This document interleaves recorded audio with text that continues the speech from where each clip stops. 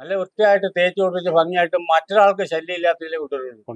നമ്മളിപ്പോ ചിലനേരത്ത് ഏതെങ്കിലും ഗോഹറ പിടിച്ചവൻ ആനയും കൂടെ വന്നിട്ട് ബാക്കി ശല്യം ഉണ്ടാക്കിയിട്ട് കാര്യമുള്ളൂ. അവിടെയൊക്കെ നമ്മൾ തൂക്കം കൊടുക്കണം. അങ്ങനെയുള്ള ആൾക്കാരിതൊക്കെ ഈ രാമകൃഷ്ണൻ എന്ന് പറഞ്ഞാൽ ഞാൻ പറഞ്ഞില്ലേ കൂടറ നല്ല കൂടറ പോട്ടെ കോമഡി ആണെന്ന് പറഞ്ഞില്ലേ, പുള്ളിയുടെ ഒരു ഇന്റർവ്യൂ ഞാൻ നമ്പർ തരാം, നിങ്ങൾ ചിരിച്ചു പഠിക്കും. അതൊക്കെ ഒരു വലിയ കഥ. ഞാൻ എന്നാ പറഞ്ഞു, എനിക്ക് അയാളെ പറ്റി അയാളെയൊക്കെ നീ കണ്ടുകൊണ്ട കൊതി മാറും. ഞങ്ങളൊക്കെ കൂടിയ ഞങ്ങൾ അത്ര ബന്ധങ്ങളല്ലേ. വേറെ അങ്ങനെ തിരക്കില്ലാത്ത ദിവസം വേണമെങ്കിൽ നമുക്കൊന്ന് ഒരു ദിവസം പോവാം. അതൊക്കെ എന്ന് പറഞ്ഞാൽ നിങ്ങൾ, ഞാൻ പറഞ്ഞില്ലേ നിങ്ങൾ മടുത്തു പോകും. വല്ലാണ്ട് അറിവുള്ള ആളാ. തിരക്കില്ലാത്ത ദിവസം നമുക്ക് ഒരുമിച്ച് പോവാം. ഈ ഞാൻ പറഞ്ഞു ഇതിനകത്തേക്ക് ഇറങ്ങി ചെന്നാലേ അറിയാൻ പറ്റുള്ളൂ. ചുമ്മാ ഇപ്പൊ ഒരു ആന, ഒരു വലിയ ആനയും കൂടെ ഒറ്റം വന്നു, അത് നിങ്ങൾക്കും പറ്റുമെന്നേ. ഇതിനെ ഇപ്പൊ കാലും കൈയും കുറിച്ച് കഴിച്ചു താങ്കൾ എന്നാലും ഇനിയും വെച്ച് വിട്ടു ഇവിടെ ഇരുന്ന് കടണമെന്ന് പറഞ്ഞാൽ അത് ഇരിക്കും കിടക്കാറുണ്ട് വല്ല മാർഗം അവര് നിങ്ങൾ പറഞ്ഞാൽ അനുസരിച്ച് പോലെ. ഇത് ബാക്കിയല്ല നിങ്ങൾക്കറിയാം, അതറിയില്ല. ആ ലെവലിൽ പറയുമ്പോ ഈ രാമകൃഷ്ണൻ എന്ന് പറഞ്ഞവനൊക്കെ എന്ന് പറഞ്ഞാൽ അഗ്രഗണ്യ എന്ന് പറഞ്ഞാൽ എന്റെ ചേട്ടന്റെ ഒക്കെ ആ ലെവലുള്ള ആളാ. ഞാൻ പയ്യെ അവരെയൊക്കെ ശിക്ഷനായിട്ടേ ഞാൻ വരുള്ളൂ. എന്റെയൊക്കെ ആശാന്റെ ഉള്ള ലെവലിലേക്ക് പോകും അവരൊക്കെ. അങ്ങനെ കുറെ ആൾക്കാർ എനിക്ക് വന്നോണ്ട്. പിന്നെ വേണമെങ്കിൽ പറയാം, തൃശ്ശൂര് ചത്തുപോയി കുറ്റിക്കോട് നാരായണൻ.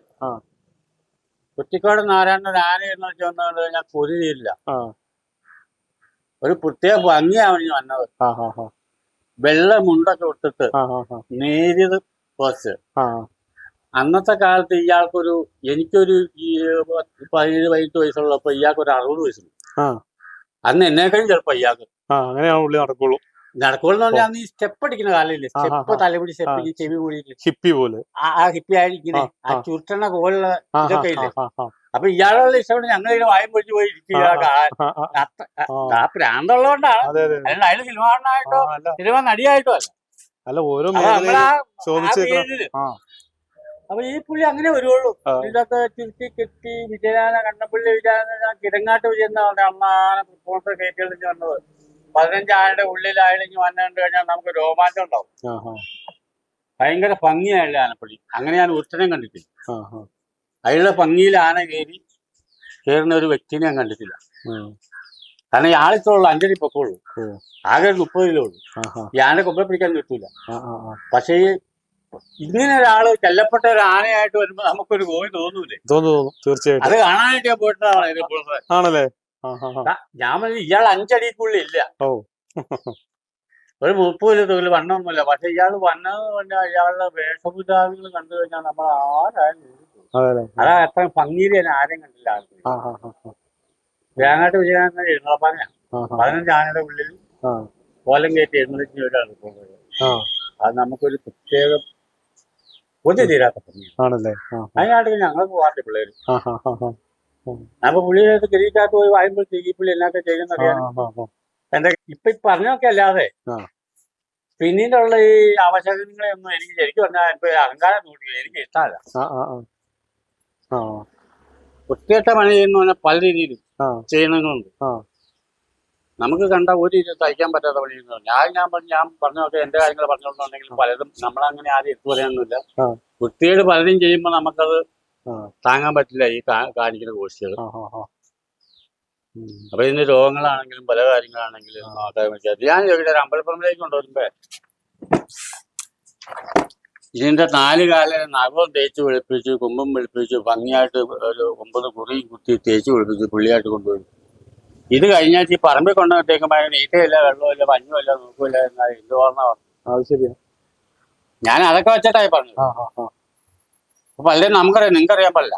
അല്ലെങ്കിൽ പ്രേക്ഷകർക്ക് ഇപ്പൊ കാണുന്ന അമ്പലപ്പുറം തന്നെ ആർക്കും അറിയാൻ പാടില്ല. അവർ നോക്കുമ്പോ എന്നെ എല്ലാം തേച്ച് നാശകൂശായിട്ട് അതിനുള്ള നഖങ്ങളൊക്കെ അരങ്ങൊണ്ട് വരെ തേച്ച് പിടിപ്പിച്ച് കൊണ്ടാക്കുക. ഞാനും അതിന്റെ നഖമൊന്നും അരങ്ങൊണ്ടും തേച്ചും പിടിപ്പിച്ചൊന്നുമില്ല. അതിന് കുട്ടികൾ കാട്ടിൽ പോയി ആനയുടെ ആരെങ്കിലും നഖം തേച്ച് ഇതാക്കണ്ടോ? ഇപ്പൊ രോഗം പറ്റിയിരിക്കുന്ന പരിപാടികളാണ്. പാരവും അങ്ങനത്തെ പിന്നെ പ്രതിരോധ ശേഷി കളയുക, വരച്ചു പെറുക്കി. കാട്ടിൽ പോയിട്ട് കാട്ടിലാണെങ്കിൽ പാരവും കാണും. അല്ലെങ്കിൽ അത് മരുന്നും കുട്ടിയല്ലുണ്ടോ? മരുന്നും കുട്ടിയല്ലാത്തതിന്റെ കാരണം എന്താണെന്ന് അറിയോ? അതെനിക്ക് എന്തൊക്കെട്ട് വന്നില്ല മരുന്ന് വല്ലെന്ന് പറഞ്ഞാൽ അതിന് പല തീറ്റകളാണ് തിന്നു. അതിനകത്ത് ഔഷധം പെടും. എല്ലാ തീറ്റകളും പറിച്ചു നടക്കുക. ഇത് നമ്മൾ കൊടുക്കുന്നത് മാത്രമേ ഉള്ളൂ, അറിയാവുന്നവനെല്ലാം കൊടുക്കും. ആനയ്ക്കുമ്പോ കൊടുക്കും, പ്ലാവിന്റെ ഇല കൊടുക്കും, പുല്ല് വെട്ടി കൊടുക്കും, തെരുവ് വെട്ടി കൊടുക്കും, പല രീതിയിലുള്ള പരിയിൽ കൊടുക്കും, പലതും കൊടുക്കാറുണ്ട്. ഈ പനങ്കൈ മാത്രം ഭയങ്കര തീറ്റയെന്നും പറഞ്ഞ് ചെറുക്കുന്ന പനങ്കൈ മാത്രം ഒരു കാര്യമില്ല, രോഗമുള്ളതാവില്ല. വെറുതെ വയറ് നിറയ്ക്കാന്നേ ഉള്ളൂ. ഇപ്പൊ ഇനി അല്ലാണ്ട് എന്തെല്ലാം കാര്യങ്ങൾ പോലെ അതല്ലേ അവന്റെ ഉള്ളിൽ ഇറങ്ങി ചെന്നാൽ എന്നാന്ന് അറിയാൻ പറ്റുമോ? ഇപ്പൊ എന്നെ ഇപ്പൊ ആനൊക്കെ പറയണോണ്ട് എന്നെ ഇപ്പൊ ഒരുപാട് പേര് കാണാൻ ഞാൻ പറഞ്ഞ ഒരുപാട് പറഞ്ഞു പോകും. അല്ല, അതാണ് രത്നചേട്ടന്റെ സംസാരം എല്ലാവർക്കും ഇഷ്ടപ്പെടുന്നത്, നമ്മുടെ പ്രേക്ഷകർക്ക് എല്ലാം. ഞാൻ പറഞ്ഞില്ലേ, എന്നെ ഒരുപാട് ശത്രുക്കാരെ ഞാൻ വരുത്തി വെക്കാന്ന് ഇപ്പൊ പറഞ്ഞോണ്ട്.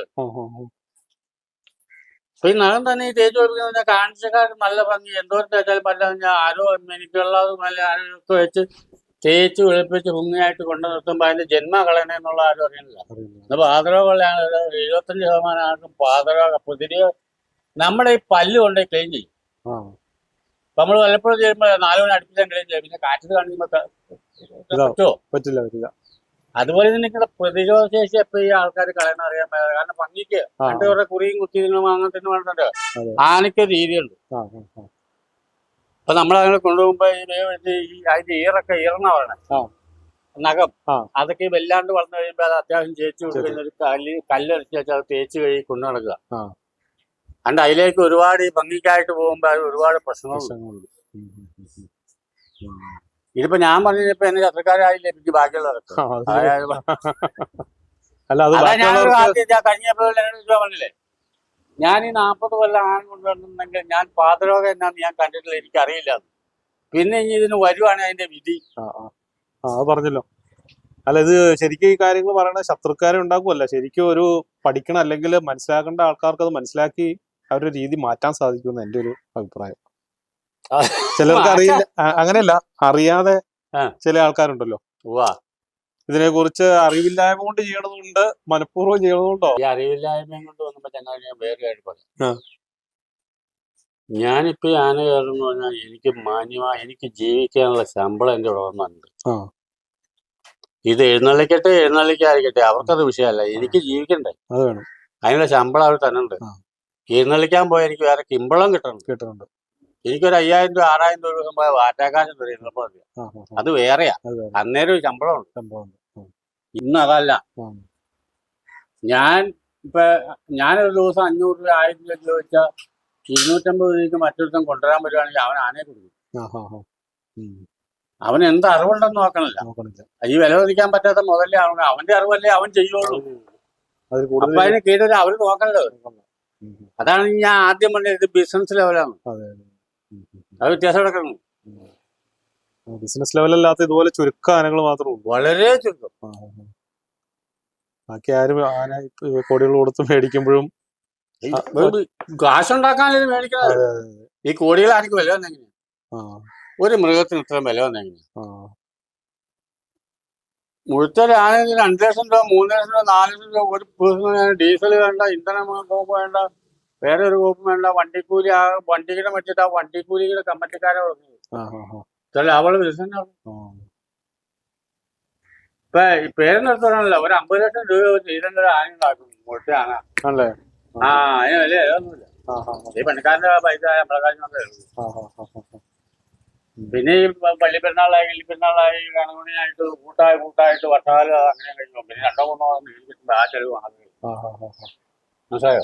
നല്ലൊരു ആനക്കാരനാണെങ്കിൽ പിന്നെ ഒന്നും തിരിഞ്ഞു നോക്കേണ്ട കാര്യമില്ല, ഒരു ആന മേടിച്ചു കഴിഞ്ഞാൽ. ഒരു ആനയുടെ അഴകും ആയുസും ആരോഗ്യവും ആനക്കാരന്റെ കയ്യിൽ. അത് നോക്കണേ ആരാ? അതിന്റെ മുതല് നല്ലോണം ഇരിക്കുന്ന ഉടമസ്ഥൻ മാത്രമേ ചിന്തിക്കുള്ളൂ. അത്രേ ഉള്ളൂ. അല്ലാതെ ബിസിനസ് ലാഭം നോക്കണം. അല്ലെ ഇന്നപ്പോ അവൻ പറയാ ഞാൻ നമ്മളെ പോലെ എനിക്ക് നീന്റെ പണി കിട്ടേക്കാൻ പറയാം, അത്രയും കൊണ്ടാണ്. അപ്പൊ ഒരു കെട്ടിയഴി പഴയ ചെറുക്കനെ കൊണ്ട് അയച്ചുകൊടുക്കാൻ പറ്റുമോ? വേറെ ആനക്കാരൻ വന്ന് ആനക്കാരൻ നെറ്റിൽ കഴിയുന്ന ആന ആ ഇടിയും കുത്തുന്ന തന്നെ മെച്ചം. അപ്പൊ ഒരാഴ്ചയോടെ അതിന്റെ കുറയുക. അവന്റെ ഇഷ്ടാനുസരിച്ച് അവനെ തല്ലി ചതക്കണ്ടേ? ഈ തല്ലി ചതച്ച് കൊണ്ടുപോയിട്ട് വന്നപ്പോ ഇതിലേക്കാൻ പോകുമ്പോ ഇതിന്റെ നല്ല കലിപ്പൊക്കെ ഇപ്പൊ ഇതുപോലെ അടിക്കുന്ന കലിപ്പൊക്കെ ഉള്ള ആനയാണെങ്കിൽ അതിന് ഏറ്റവും വെള്ളമൊന്നും അവനും കൊടുക്കാൻ പോകില്ല. അതാണെങ്കിൽ എനിക്ക് ഞാനിതെല്ലാം പറഞ്ഞാൽ എനിക്ക് ശത്രുക്കാർ കൊടുക്കുന്നത് ആ കൊടുക്കാൻ പോലെ. കാരണം കുത്തും, കലിപ്പോടെ അല്ല കുത്തും.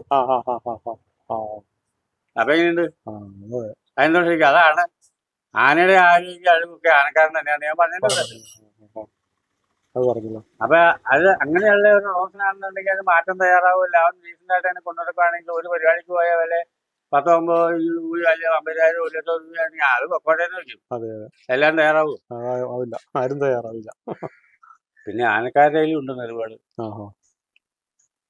വേട്ടാധീനത്തിനൊക്കെ മസിൽ പിടിക്കും ആ കാര്യങ്ങൾ. അപ്പൊ ഇത് അങ്ങോട്ടും ഇങ്ങോട്ടും അണ്ടർസ്റ്റാൻഡിങ്ങിൽ പോകണം.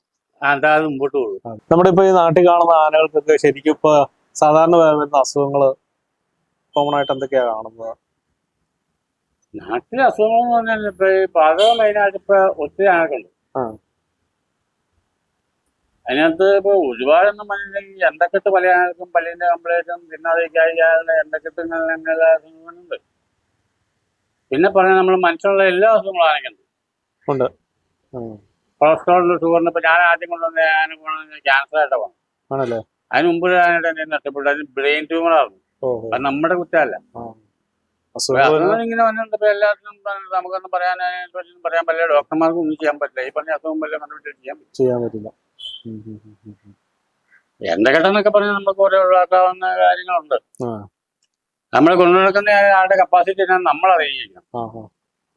ആനയുടെ കപ്പാസിറ്റി എത്തക്കെട്ടുള്ള ഒഴിവാക്കണമെങ്കിൽ അതിന് ഇന്ന തീറ്റ കൊടുക്കാവുള്ളൂ, ഇന്ന എന്നോ ദഹിക്കില്ല, ഇന്നത് വള്ളിക്കെട്ടുണ്ട്, ഇന്ന പ്രശ്നമുണ്ട്, തല്ലി അടിച്ച് ഓടിച്ച് കൊണ്ടു നടക്കാൻ പാടില്ല, അതിന്റെ ആരോഗ്യം ഇത്രയുള്ളൂ, അപ്പൊ അത്ര കൊണ്ടു നടക്കാം. അപ്പൊ നമ്മൾ കുറെ ഒഴിവാക്കി വിടാം.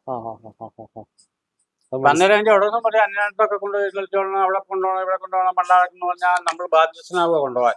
നമ്മളില്ലേ വേറൊരാള് നമ്മളെ പറഞ്ഞു വിടും, അടുത്ത ആൾ കൊടുക്കും. അപ്പൊ ആ പോകും.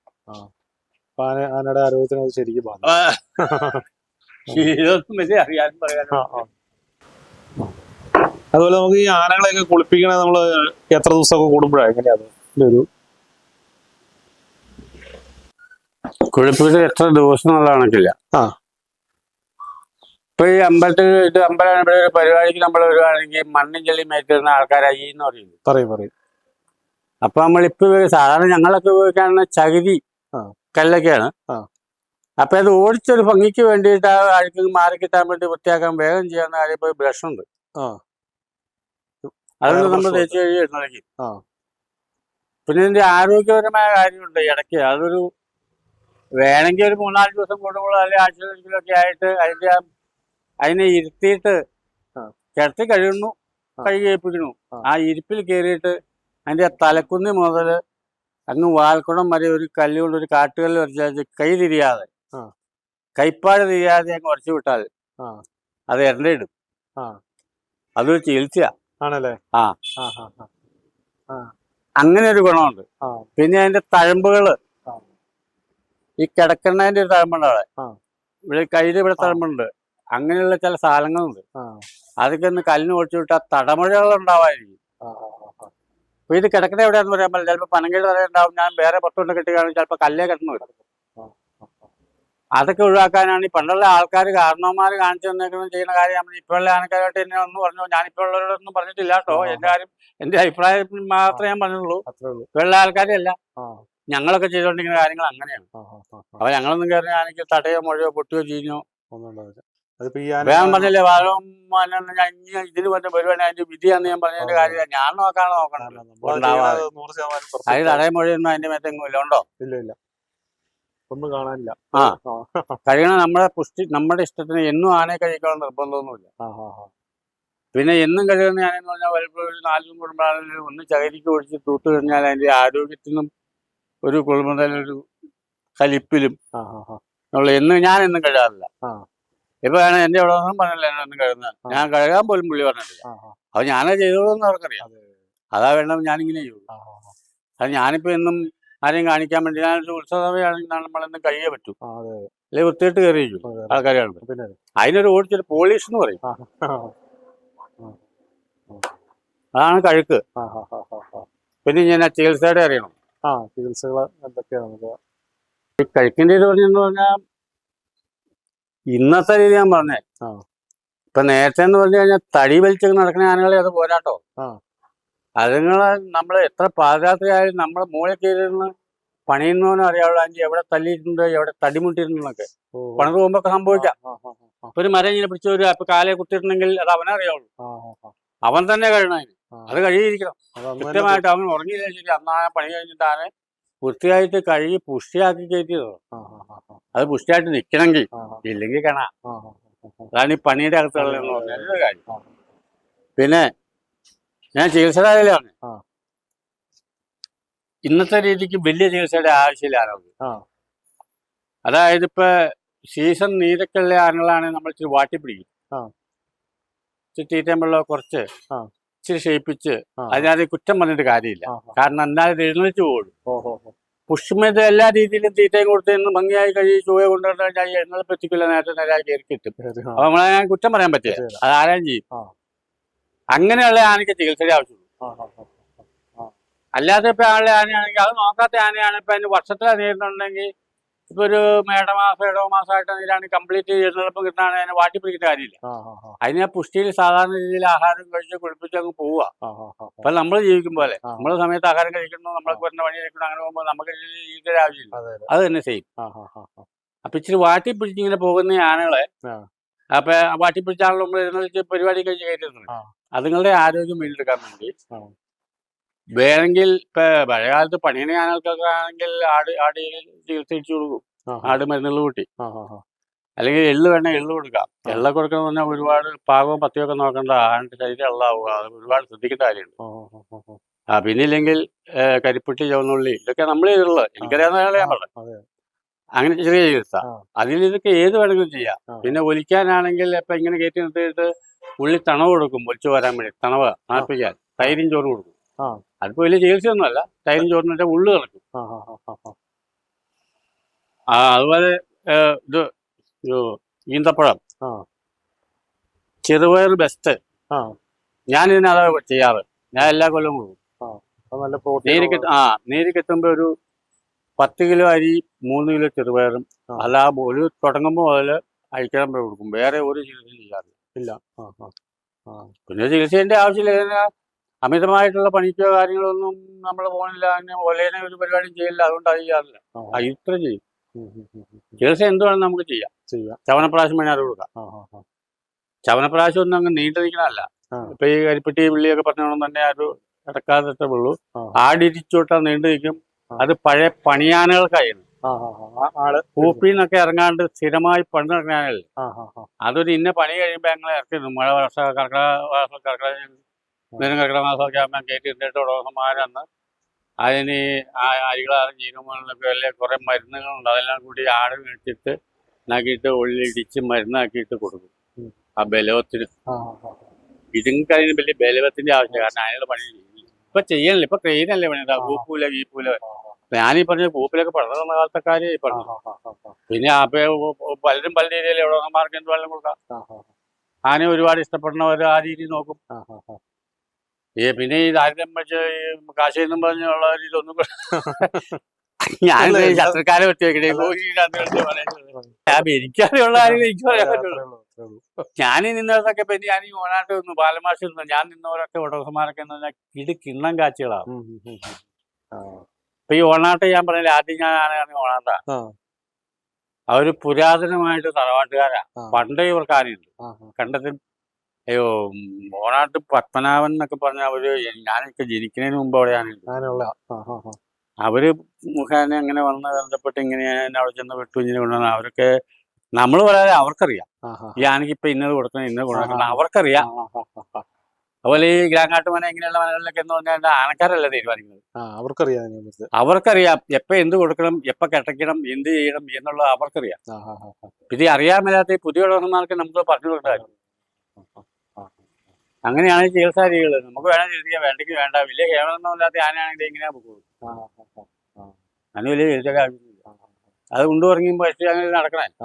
നമുക്ക് ചെയ്യാവുന്നൊരു കാര്യമുണ്ട്. അതിന് ഈ കുടൽ ചുരുങ്ങിപ്പോൾ അത് അത്യാവശ്യം തീറ്റ, അല്ലാണ്ട് ഇപ്പോൾ ഒരുപാട് നമ്മൾ പറയാനില്ല. കുടൽ ചുരുങ്ങിപ്പോൾ അത് അത്യാവശ്യം തീറ്റ കൊടുക്കുക.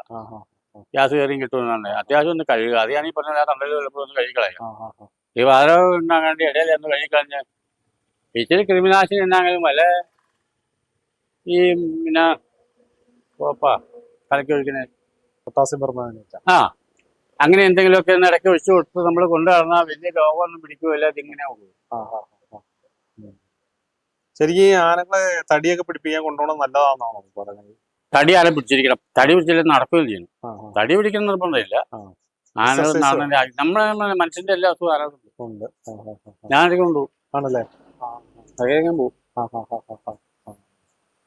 പിന്നെ ഈ മഴയൊക്കെയാണ് എനിക്കും പറ്റുമെന്ന് തോന്നിയാൽ ചിലപ്പോൾ കള്ളത്തരാവും പോകില്ലായിരിക്കും. എന്നാലും പരമാവധി ഒക്കെ ഞാൻ പോകും. പോവും അല്ലേ? ആ, ആ, ആ, ആ.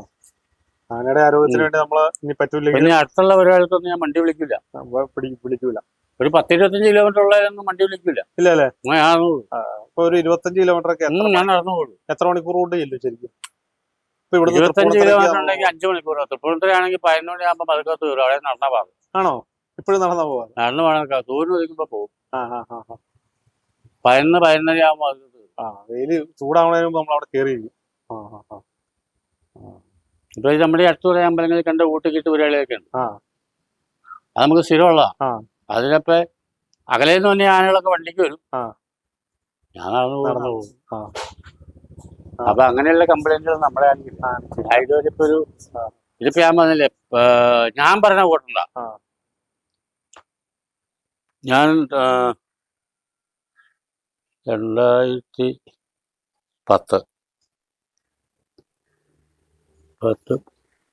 ആ കാലഘട്ടത്തിൽ 2010 ഇത് കഴിക്കണേ. ആ കാലഘട്ടമാണ്. ഇപ്പൊ 27 ആയില്ലേ? 24 14 വർഷം അങ്ങനല്ലേ? പിന്നെ ഇടയ്ക്ക് ഒരു 2 വർഷം മുമ്പ് ഇതൊരു കൊളസ്ട്രോളിന്റെ 4 മാസം ആന നീരിൽ നിന്നിട്ട് നടക്കുക എക്സസൈസ് കൊളസ്ട്രോളിന്റെ ആണ് സംശയം വെച്ച് ആന വരാൻ ക്ഷീണിച്ചാർന്നു. അപ്പൊ ഞാൻ ഉടമസ്ഥനെ വിളിച്ച് പറഞ്ഞാണ് നിന്റെ ബ്ലഡ് നോക്കണം. ഡോക്ടർ ഗിരീഷിനെ വിളിച്ചോണ്ട് വന്ന് ബ്ലഡ് നോക്കി വേറെ കൊളസ്ട്രോളിന്റെ ഉള്ളൂ. അതല്ലാതെ ഈ 14 വർഷത്തിനിടയ്ക്ക് ഒരു ഡോക്ടറെ കാണിക്കണ്ടോ ഒരു ഗുളിക മരുന്ന് കൊടുക്കേണ്ട ഒരു ആവശ്യം എനിക്ക് വന്നിട്ടില്ല. ഞാൻ കൊടുക്കുന്ന മരുന്നുണ്ട്, അത് വേറെ, അത് സ്ഥിര. ഇതിന് ദഹനത്തിനും വയറ് ശുദ്ധിയാവാനും കാട്ടീര് അയമോദം വെളുത്തുള്ളി കായം ഇതെല്ലാം കൂടി ഇടിച്ചുവിട്ട് ഒരു മരുന്ന് പ്രയോഗമൊക്കെ എനിക്കുണ്ട്. അതൊന്നും ഉടമസ്ഥൻ അറിയാറില്ല. അതിപ്പോ ഒരു 1500-2000 കൊടുക്കി കഴിഞ്ഞാൽ ഒരു 4 പ്രാവശ്യം കൊടുക്കാനുള്ള ഉണ്ടാവും. ഞാൻ അങ്ങനെയുള്ള കണക്കൊന്നും അവിടെ പറയാറില്ല. എനിക്ക് അവരുടെ എന്റെ ശമ്പളത്തിന് ഞാനുള്ള കാശ് തന്നെ ഉണ്ട്. ആ പഞ്ഞ കണക്കൊന്നും പറഞ്ഞ് ഞാൻ പോകാറില്ല. അങ്ങനെയല്ലാതെ ഈ ആനയ്ക്ക് വേറൊരു ചികിത്സയിൽ നിങ്ങൾ അവരോട് ചോദിക്കുന്നു. ഞാനിവിടുന്ന് വണ്ണത്തിൽ പറഞ്ഞിട്ട് കാര്യമുണ്ട്. ഈ കൊല്ലത്തിനിടയ്ക്ക് വന്നിട്ടില്ല. അപ്പൊ എന്റെ ഒരു വിശ്വാസം, എന്റെ ഒരു ആത്മവിശ്വാസം, ഞാനത് ഏറെക്കുറെ എന്റെ വിശ്വാസം ഞാൻ നോക്കണോണ്ട് അത് വരാത്തെന്നാ എന്റെ ഒരു വിശ്വാസം. അല്ലാണ്ട് പിന്നെ ഞാൻ പറഞ്ഞില്ലേ, ഈ എന്തെങ്കിലും വരുവാണെങ്കിൽ അതിന്റെ വിധി ഞാനിപ്പോ നമ്മളിപ്പോ അറ്റാക്ക് ഒന്നും എത്തുന്നില്ലേ എന്ന് പറഞ്ഞാൽ എനിക്ക് പറയാൻ പറ്റും അത് വരില്ലെന്ന്. അങ്ങനൊന്നും പറയാനുള്ള ആളൊന്നും എനിക്കില്ല. 100% നോക്കണ്ട്. ഞാൻ 100% അല്ല, 1000% നോക്കണം. ഞാൻ പറഞ്ഞ എന്റെ കുടുംബത്തിൽ അംഗങ്ങൾ ഞാൻ കൊണ്ടു നടക്കുന്ന ആനറ്റി ഇവരെയല്ല ഏതായാലും ശരി. എനിക്ക് പറ്റില്ല. ഞാൻ പറഞ്ഞില്ലേ മൂത്തത്തെ ആളുടെ കാര്യം പറഞ്ഞില്ലേ, കഴിഞ്ഞ പ്രാവശ്യം പറഞ്ഞില്ലേ, 2ാമത്തെ ആളുടെ മുകളിൽ എന്റെ ആന കിട്ടിയേക്കുന്ന ഞാൻ പറഞ്ഞില്ലേ. എന്റെ രീതി അതാ. അല്ലാണ്ട് ഞാൻ അവരെ പേടിച്ചിട്ടല്ല. അവരെന്നോട് ആത്മാർത്ഥ ആ ആത്മാർത്ഥ ഞാനിവിടെ കാണിക്കണ്ടേ. എന്റെ മനസാക്ഷിക്ക് ശരി. അതാണ് എന്റെ ആനപ്പടി. ഈ ആന ശരിക്കും ഇവിടെ കേരളത്തിൽ തന്നെ ഉണ്ടായിരുന്ന ആനയാണോ? അല്ല, ഈ യു.പി. ആനയാ. യു.പി. ആന ഇവിടെ വന്നിട്ട് കൊല്ലത്ത് ചെറുപ്പത്തിൽ വന്നാ. ചെറുപ്പത്തിൽ കൊല്ലത്ത് വന്നാ. അവിടെ ഇപ്പൊ ഇവരെ വന്നിട്ടൊരു 10-20 കൊല്ലം ആണല്ലേ? 25 കൊല്ലമായി. കൊല്ലത്ത് ചെറുപ്പത്തിൽ വെച്ചതാണ്. ആണല്ലേ? അവര് ചെറുപ്പത്തിൽ പഠിച്ച. ഇപ്പൊ ഇതിന് എത്ര വയസ്സുണ്ടായിരിക്കും ഏകദേശം? ഇതിപ്പോ 30-31 വയസ്സ് ആണല്ലേ? അപ്പൊ തീരെ ചെറുതായിരുന്നപ്പോ തീരെ ചെറുതായിരുന്നപ്പോ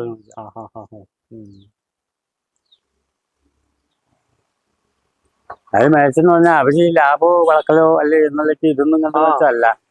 അതായത് അച്ഛനായിരുന്ന കാലത്ത് മുതൽ ഈ പിള്ളേർക്ക് മോഹിക്കാൻ നമ്മള് പാവ മേടിക്കും പോലെ പിള്ളേർക്ക് മക്കൾക്ക് കളിക്കാനും നോക്കാനും രസിക്കാനും ഒക്കെ ആയിട്ട് മേടിച്ചു നിർത്തി അവര് വീട്ടിലിങ്ങനെ എതിർപ്പൊന്നും വിടൂലായിരുന്നു.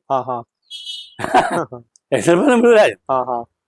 അപ്പൊ ഈ ഷേണായി മുതലാളി എന്ന് പറഞ്ഞ ഭാഗത്ത് ഈ പുള്ളിയായിട്ട് ഭയങ്കര കമ്പനിയാ. പുള്ളി ബ്രോക്കർ പരിപാടിയൊക്കെ ഉണ്ട്. എതിർപ്പിനുള്ളതൊക്കെ ഷേണായി മുതലാളി എറണാകുളം ഷേണായി എന്ന് പറഞ്ഞാൽ എല്ലാവരും അറിയും.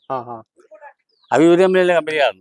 ഇത് വന്നു കഴിഞ്ഞപ്പോ പുള്ളി മുഖേന ചുമ്മാ ആന നിർത്തിക്കൊണ്ടിരുന്ന കാര്യം ആനയ്ക്കൊരു പേര് വേണ്ടേ പുറത്ത് കൊടുത്തു പറഞ്ഞ് അങ്ങനെ ഇറക്കി പുറത്ത് പോയിട്ടു. ഇവർക്ക് അതിന്റെ ആവശ്യമൊന്നുമില്ല. ഇപ്പൊ ശരിക്കും കേരളത്തിന്റെ പുറത്തുനിന്ന് ഇപ്പൊ ആനകളെ കൊണ്ടുവരുന്നുണ്ടോ, മേടിക്കുന്നുണ്ടോ ആൾക്കാര്? അതിനെ കുറിച്ച് അറിയാമോ? അതിനുള്ള പലരും അതിനു വേണ്ടി ശ്രമിക്കുകയും നിയമോശ നോക്കുകയും ഇതൊക്കെ ചെയ്യുന്നുണ്ട്. പക്ഷെ സാങ്ഷൻ ആയിട്ടില്ല. ഈ ഉള്ള ആനകളും തന്നെയാണ് ഇവിടെ ഇപ്പൊ ഉള്ളൂ. ഇപ്പൊ ഒരു എന്ന് പറയും. ഞാൻ പറഞ്ഞില്ലേ ആദ്യം ഭരണപക്ഷവും പ്രതിപക്ഷവും ഒന്ന്. എന്ന് പറഞ്ഞാൽ ഇതിന് പ്രതികരിക്കാൻ വേറെ ആൾക്കാർ കിടപ്പുണ്ട്. ഇവിടെ കൊണ്ടുവന്ന് തല്ലിക്കൊല്ലും അത് പറഞ്ഞു പീഡിപ്പിച്ച് നാശാക്കും അടിഞ്ഞു കൊണ്ടുവന്നിട്ട്. അപ്പൊ അതിന് ഉടക്കാൻ ആൾക്കാരുണ്ട് വേറെ. ആ അങ്ങനെ കൊണ്ടുവന്ന ആൾക്കാർ ആന മേടിച്ചു കൂട്ടും. പിന്നെ ഇഷ്ടം പോലെ പണമായിട്ട് എന്തോ പിന്നെ ഞാൻ ബിസിനസ് അല്ലേ വലിയ ആ ഒരു മുടക്ക് കോടികളങ്ങ് മുടക്കി കൊണ്ടുവന്നാൽ പിന്നെ ചുമ്മാ പണം വാരി കൂട്ടിയാൽ പോലെ ചെലവല്ലേ ഉണ്ട്. ശരിക്കും മോഹവിലക്കല്ലേ ഇപ്പൊ ആനകള്? മോഹവിലയാണ്. ഇപ്പൊ ഞാൻ പറഞ്ഞില്ലേ 2 ലക്ഷം പോലെ ഇന്നലത്തിന് മേടിക്കുന്നു പറഞ്ഞാൽ വേറെ വല്ല വണ്ടി ഓടിയോ വല്ല കാര്യമുണ്ടോ? ഇതിപ്പോ ഉടമസ്ഥന്റെ കാര്യത്തിന് വേണ്ട കാശ്. നിയമമൊന്നുമില്ല, ടാക്സ് ഇല്ല. അതാ അതിന്റെ തിരക്ക്. അല്ലാണ്ട് ഇതിപ്പോ നമ്മളിപ്പോ ഒരു വണ്ടി വിളിച്ചു, ഒരു ദിവസം 2 ദിവസം ലോറി വിളിച്ചു, ഒരു ദിവസം ഓടി അതിന് കണക്കില്ലേ കിലോമീറ്റർ എത്ര രൂപ അല്ലെങ്കിൽ ദിവസം രൂപ എത്ര. ഇതല്ല. ഇപ്പൊ ഇന്നിപ്പോ പൂരാടോ അല്ലെങ്കിൽ ശിവരാത്രി ഇത് ഇവിടെ വന്നിരുന്ന ഇപ്പൊ ഒരാളിപ്പോ എന്റെ അടുത്തേക്ക് ഞാൻ ഉടമസ്ഥാനം കുട്ടിക്കും. അപ്പൊ താങ്കൾ വന്ന് ചോദിച്ചു 2 ലക്ഷം രൂപ എനിക്ക് ഞാൻ പറ്റിയാണ്. അപ്പൊ ആ പുള്ളി പറയാ ഞാൻ 3 ലക്ഷം രൂപ തരാം. അപ്പൊ ഇപ്പഴേ പറയാ ഞാൻ 5 ലക്ഷം രൂപ. അതാണ് അയാൾ കണക്കുന്നത്. നിയമമൊന്നുമില്ല എത്ര മേടിക്കാതെ. പിന്നെ നിയമവശാക്കിനൊക്കെ പറയാൻ വല്ലത്തില്ല. അങ്ങനെയാണ് ആന കൊടുത്തില്ലെങ്കിൽ ഒന്നും പറയാനില്ല. ഞാൻ കൊടുത്തില്ല.